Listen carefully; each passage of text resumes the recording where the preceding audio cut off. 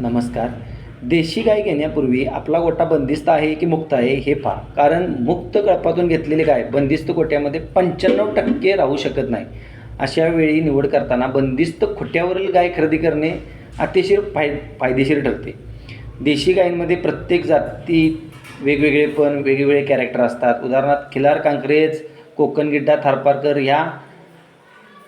ह्या गायी ॲग्रेसिव्ह असतात. त्या लगेच नवीन गोठ्यामध्ये मॅच होत नाहीत. तर शांत स्वभावामध्ये सैवाल, गवळाऊ, पुंगनुरू अशा प्रकारच्या गायींची निवड नवीन पशुपालकांना करता येते. आता खूप जणांना असा प्रश्न पडतो की गाय पूर्ण वेतासाठी तयार घ्यावी की थोडी कच्ची, म्हणजे 2-3 महिने प्रेग्नेंट अशी गाय. तर माझ्या मतानुसार गाय पूर्णपणे 8-9 महिन्यांची गाभण तयार गाय खरेदी करणे फायदेशीर ठरते.